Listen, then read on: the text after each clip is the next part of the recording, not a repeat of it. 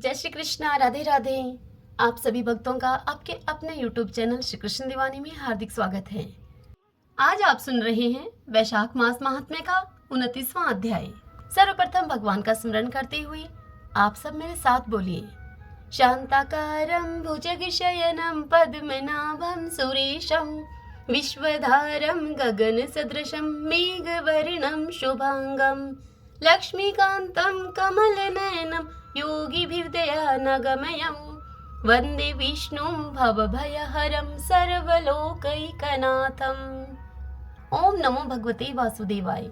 यमराज कहते हैं कि करुणा के सागर राजा महिरथ अद्भुत कर्म करने वाले भगवान श्री विष्णु के दूतों की उस उपयुक्त बात को सुनकर द्रवित हो उठे। निश्चय ही साधु पुरुषों का हृदय मक्खन के समान होता है। जैसे नवनीत आग की आंच पाकर पिघल जाता है, ठीक उसी प्रकार साधु पुरुषों का हृदय भी दूसरों के संताप से संतप्त होकर द्रवित हो उठता है। उस समय राजा ने दूतों से कहा। राजा बोले दूतों से कि इन्हें देखकर मुझे बड़ी व्यथा हो रही है। मैं इन व्यथित प्राणियों को छोड़कर जाना नहीं चाहता। मेरी समझ में सबसे बड़ा पापी वही है जो समर्थ होते हुए भी वेदनाग्रस्त जीवों का शोक दूर न कर सके।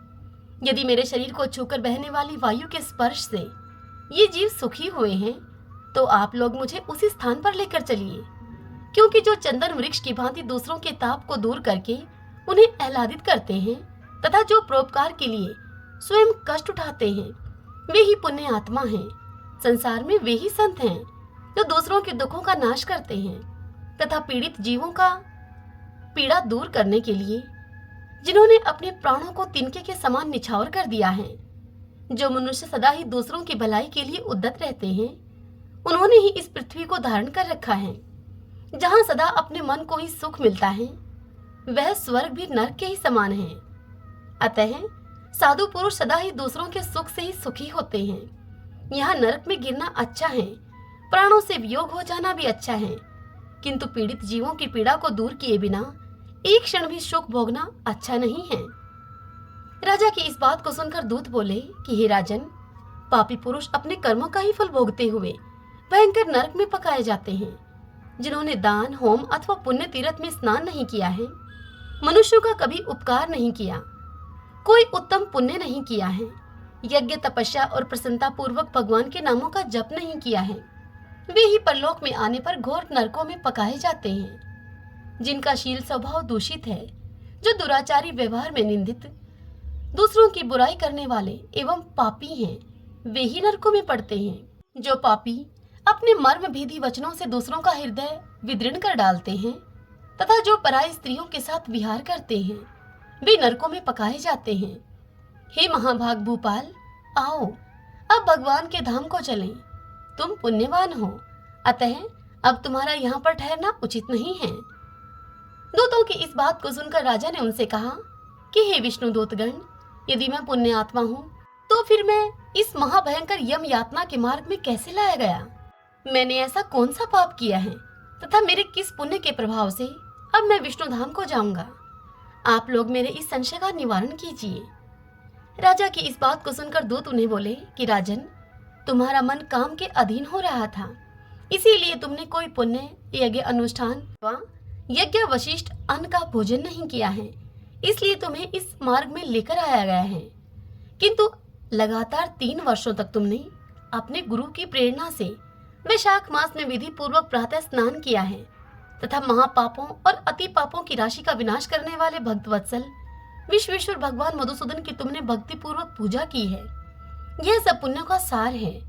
केवल इस एक ही पुण्य से तुम देवताओं के द्वारा पूजित होकर श्री विष्णु धाम को लेकर जाए जा रहे हो। हे नरेश्वर, जैसे एक ही चिंगारी पड़ जाने से तिनके की राशि भस्म हो जाती है, ठीक उसी प्रकार वैशाख में प्रातः स्नान करने से पाप राशि का विनाश हो जाता है। जो वैशाख में शास्त्रोक्त नियमों से युक्त होकर स्नान करता है, वह हरि भक्त पुरुष अति पापों के समूह से छुटकारा पाकर विष्णु पद को प्राप्त होता है। यमराज कहते हैं ब्राह्मण से कि हे ब्राह्मण, तब दया सागर राजा ने उन जीवों के शोक से पीड़ित होकर भगवान श्री विष्णु के दूतों से बड़े विनय पूर्वक कहा कि साधु पुरुष प्राप्त हुए ऐश्वर्य का, गुणों का तथा पुण्य का यही फल मानते हैं। कि इनके द्वारा कष्ट में पड़े हुए जीवों की रक्षा की जाए। यदि मेरा कुछ पुण्य है तो उसी के प्रभाव से ये नरक में पड़े हुए जीव निष्पाप होकर स्वर्ग को चले जाएं और मैं इनकी जगह इस नरक में निवास करूंगा। राजा के ऐसे वचनों को सुनकर श्री विष्णु के मनोहर दूत उनके सत्य और उदारता पर विचार करते हुए इस प्रकार से बोले।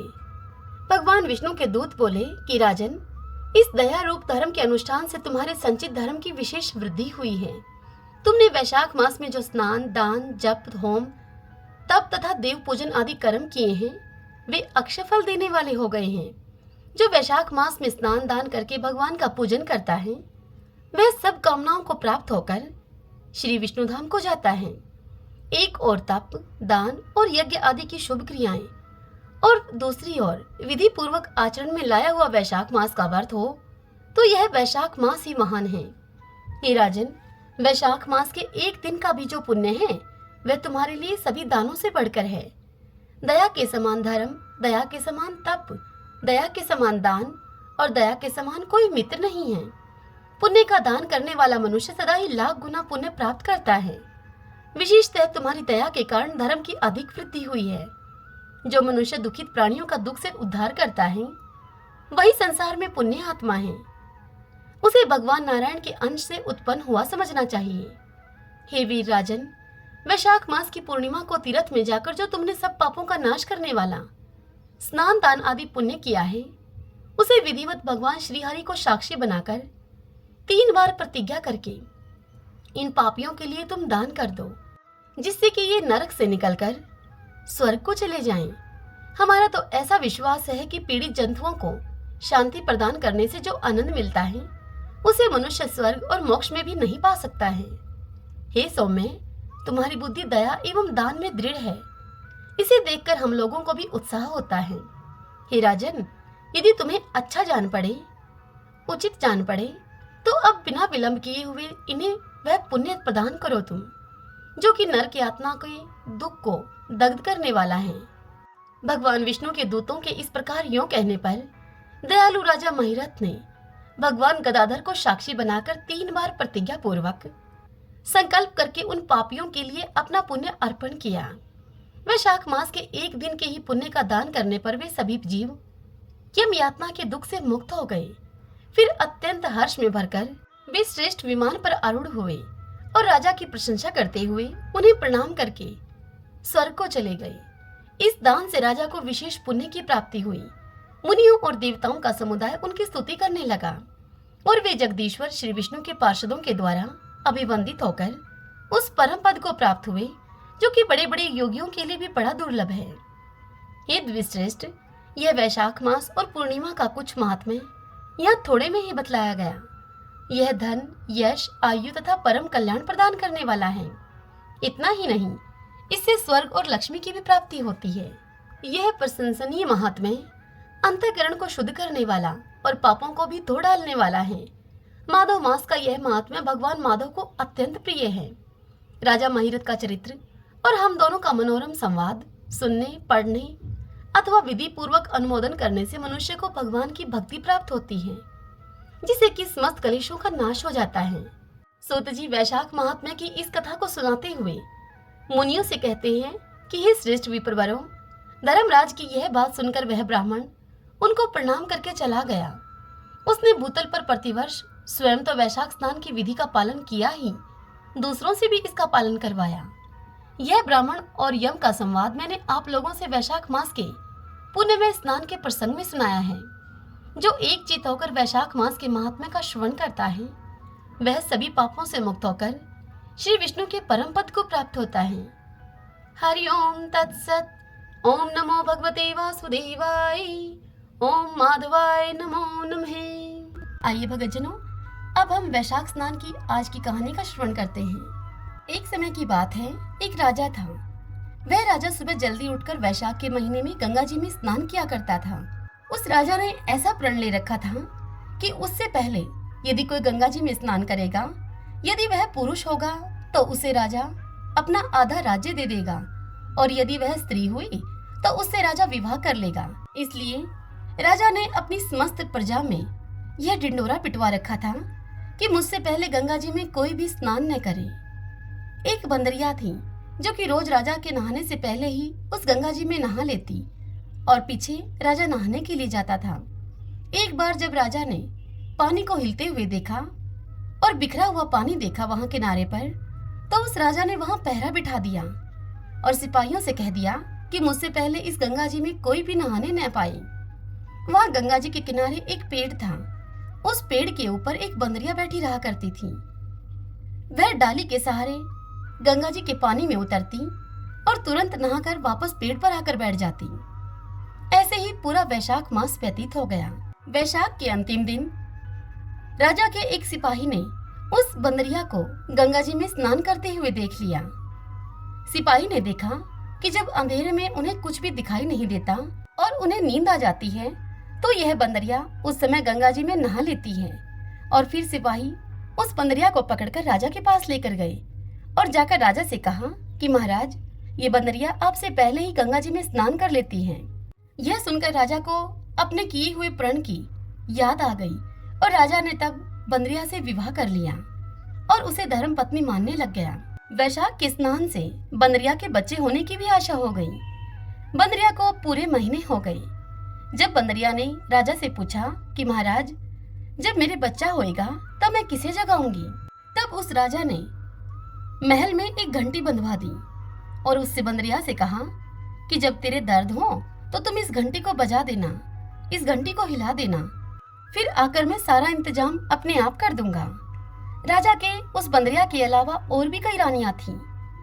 उन रानियों ने घंटी को बंधा हुआ देखकर उस बंदरिया से पूछा कि ये घंटी यहाँ किसने बांधी है।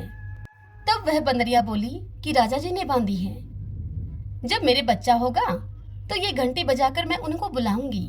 तब उन रानियों में से एक रानी ने बंदरिया से कहा कि जरा बजाकर तो देख ले इस घंटी को, राजा जी इसको बजाने से आएंगे या नहीं। इतना सुनकर बंदरिया ने झट से उस घंटी को बजा दिया। अब राजा जी दौड़े दौड़े वहां पर आए और जब बंदरिया से पूछा कि यह घंटी तुमने क्यों बजाई है, तब बंदरिया बोली कि इस रानी के कहने से बजाई है। अब कुछ दिन के बाद जब बंदरिया के बच्चा होने लगा तो उसने उस घंटी को बजाया, लेकिन राजा जी नहीं आए। फिर वह बंदरिया उन रानियों से पूछने लगी कि अब मेरे बच्चा कैसे होगा, मैं बच्चा कैसे पैदा करूं। तब उन रानियों में से एक रानी बंदरिया का मजाक उड़ाते हुए उससे बोली कि आंखों पे पट्टी बांध ले और ओखली में सिर दे दे। तत्पश्चात फिर बंदरिया के वैशाख नहाने के पुण्य से एक अति सुंदर लड़का पैदा हुआ। लड़का पैदा होते ही रानी ने राजा को लड़का नहीं दिया और दासी को देते हुए उसने कहा कि इस बंदरिया के बच्चे को तुम नदी में बहा दो और बंदरिया के पास आटे को खून में लपेट कर रख दो। दासी ने रानी के कहे अनुसार ही किया। जब राजा ने आकर पूछा रानी से कि क्या बच्चा हुआ है, तब रानी ने राजा से कह दिया कि बच्चा नहीं हुआ है, इस बंदरिया के तो ईंट पत्थर हुआ है। फिर राजा ने यह सोचकर संतोष कर लिया कि जब अन्य रानियों के ही बच्चे पैदा नहीं होते, इसलिए इसके भी नहीं हुआ होगा। उधर दासी बच्चे को फेंकने के लिए गई तो उसे उस बच्चे पर दया आ गई। उसने उस बच्चे को नदी में नहीं बहाया। वहां नदी के किनारे ही एक कुम्हार मिट्टी के बर्तन बना रहा था। वह उस बच्चे को उस कुम्हार के खंदेड़े में रखाई।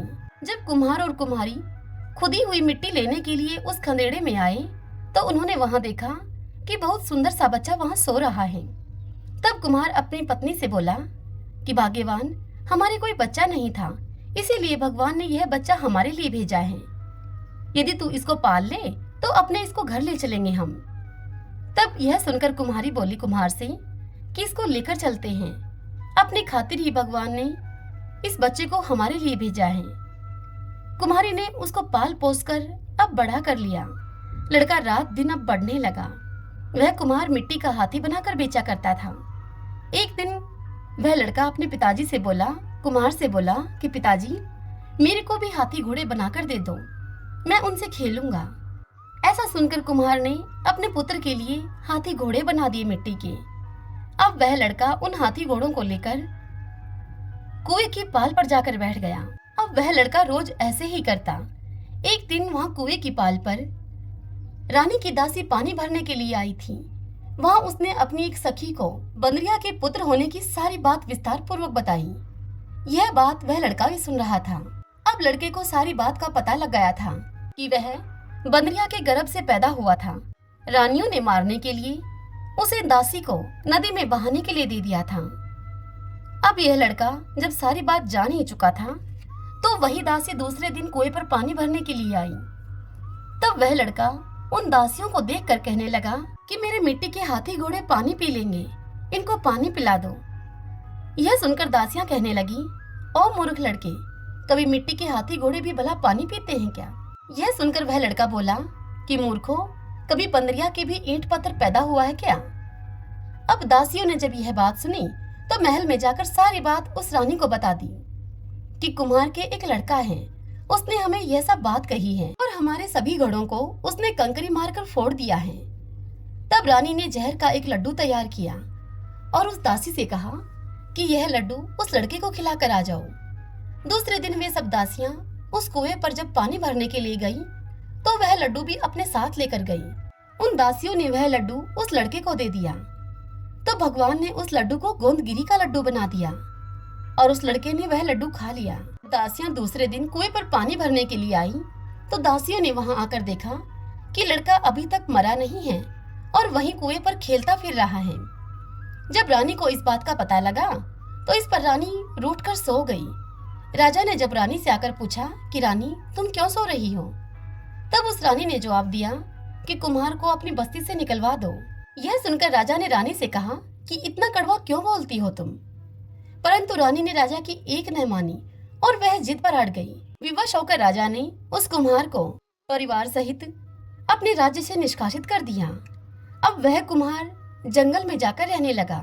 एक दिन की बात है, वहाँ जंगल में रहते हुए उस कुम्हार से उसका लड़का बोला कि पिताजी, मुझे आप मिट्टी के 108 करवे और 108 गोले बना दो। फिर वह लड़का अपने पिताजी से करवे और गोले लेकर नीचे के बाहर बैठ गया। उसने उन सभी करवों में ठंडा ठंडा पानी भर रखा था। वहाँ गनगौर पूजने के लिए, मिट्टी लेने के लिए बहुत सारी लड़कियां वहाँ पर आई। अब वह लड़कियां अपनी परात में मिट्टी भरकर बगीचे में वहीं पर बैठकर खेलने लगी। खेलते खेलते उन सभी को प्यास लग गई और अब वे लड़कियां उस लड़के से बोली कि हमें थोड़ा पानी पिला दो। तब वह लड़का उन लड़कियों से बोला कि मेरे पास ये गोलियां हैं, इन्हें तुम खाती चली जाओ और पीछे पीछे मेरे फिरती जाओ। उस लड़के की यह बात सुनकर कुछ लड़कियों ने ऐसा करने के लिए उसे मना कर दिया और कहने लगी कि तेरी इन गोलियों को तू ही खा ले, हमें तो बस प्यास लगी है, थोड़ा पानी पिला दे। लेकिन वह लड़का नहीं माना। फिर एक लड़की उस लड़के के आगे आकर बैठ गई। सब लड़कियां एक एक करके अब गोली खाती गई और सभी ने ठंडा पानी पिया। लड़कियां उस लड़के के चारों तरफ फिरने लगी। तत्पश्चात सभी लड़कियों के पेट में अब गर्भ रह गया। सब लड़कियां अब मिट्टी लेकर अपने घर को गई। तो फिर उनके बाप ने उनके ब्याह का साया निकलवाया तो साया निकला ही नहीं। उन लड़कियों के माँ बाप अब चिंता में हो गए कि इनका ब्याह तो अब हो जाना चाहिए। फिर समय बीतने पर किसी लड़की का जी घबराए तो किसी को रोटी नहीं भाए तो कोई उल्टी करे। फिर सभी ने उन लड़कियों से पूछा कि तुम्हारे यह क्या हो गया है? तब लड़कियां कहने लगी कि हमें तो कुछ पता नहीं, हम तो मिट्टी लेने के लिए बगीचे में गई थी। वहाँ पर कुम्हार का लड़का हमें एक एक गोली देता गया और हमें पानी पिलाता गया और खुद वो बीच में बैठ गया और हमसे कहा कि तुम मेरे चारों तरफ फिरो। यह बात सुनकर सभी लड़कियों के माँ बाप अब कुम्हार के लड़के के पास गए और वहाँ जाकर उसे बोले कि हम अपनी लड़कियों का विवाह तेरे साथ करेंगे। उसने फिर सभी लड़कियों के साथ फेरे ले लिए। जब कुम्हार ने यह सब होता हुआ देखा तो उसने अपने बेटे से सारी बात पूछी और फिर वह उन लोगों से कहने लगा कि आप सब तो बड़े आदमी हो, राजा रानी हो, आप साहूकार हो, आप मेरा बेटा भला ऐसा क्यों करेगा? पर फिर भी सब कोई अब उस लड़के के साथ अपनी अपनी लड़कियों का विवाह कर गए। सभी ने बहुत सा धन दौलत देकर अपनी लड़कियों को अब विदा कर दिया और इस तरह से उस कुम्हार के बेटे के 108 बहुएं आ गई। फिर समय बीतने पर 1 वर्ष के अंदर ही उस लड़के के 108 पुत्र भी हो गए और उन सब के लिए 108 कमरे भी बनवा दिए गए।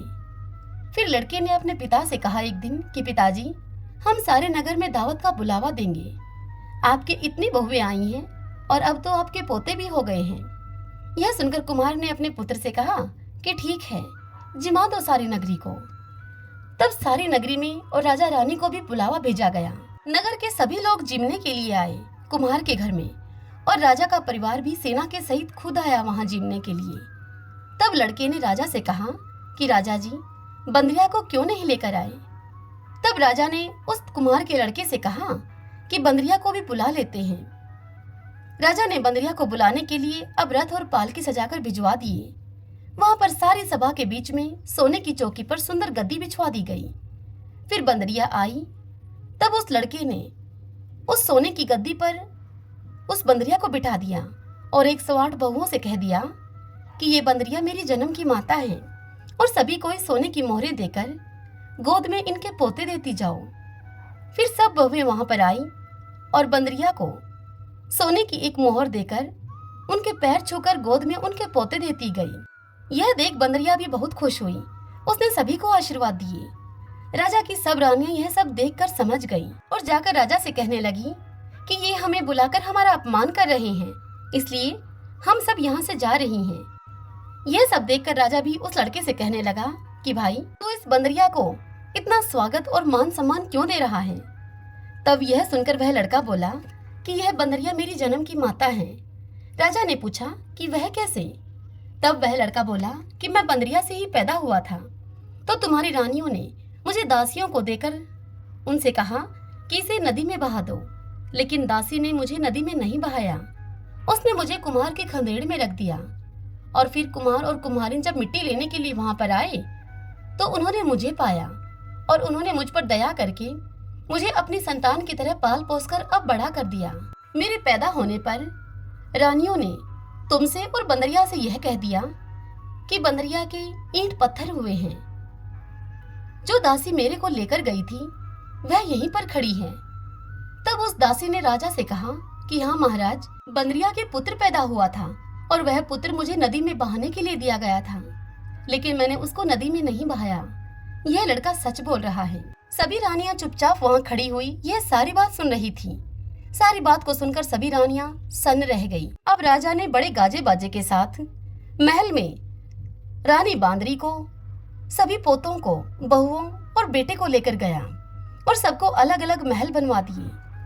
सब वहां पर जाकर अब राज करने लगी, और सारी दुनिया कहने लगी कि देखो, वैशाख नहाने का इतना फल है, तो सभी को वैशाख स्नान करना चाहिए और दान पुण्य करना चाहिए। तदंतर वह राजा अब कुम्हार से कहने लगा कि तुमको जितना धन चाहिए उतना ले लो। तेरा मन चाहे तो मेरे महल में आकर रहे, तेरा मन हो तो तू अपने घर पर ही रहे। तेरी जैसी इच्छा हो तू वैसा कर, क्योंकि तूने मुझ पर बड़ा उपकार किया है। और फिर उस राजा ने उस कुम्हार को बहुत सारा धन दे दिया। बंदरिया वैशाख नहाई तो राजा जी का राज्य पाया, 108 पोते पाए। हे भगवान विष्णु, जैसे आपने बंदरिया को सुख संपत्ति दी, वैसे ही सबको देना। वैशाख मास में जो कोई भी भक्ति भाव पूर्वक आपके इस कहानी को कहे, सुने, हुंकारा भरे, उन सब पर आप अपनी कृपा करना, सभी की मनोकामनाएं पूर्ण करना। सभी बोलिए वैशाख देव भगवान विष्णु की जय। ओम नमो भगवते वासुदेवाय। तो आइए भगवान के इन नामों को 5 बार बोलते हुए संकीर्तन करते हैं। श्री कृष्ण गोविंद हरि मुरारी, हे नाथ नारायण वासुदेव। श्री कृष्ण गोविंद हरि मुरारी, हे नाथ नारायण वासुदेव। श्री कृष्ण गोविंद हरि मुरारी, हे नाथ नारायण वासुदेव। श्री कृष्ण गोविंद हरि मुरारी, हे नाथ नारायण वासुदेव। श्री कृष्ण गोविंद हरि मुरारी, हे नाथ नारायण वासुदेव। सभी बोलिए विष्णु भगवान की जय। श्री राधा कृष्णाभ्याम नमो नमः।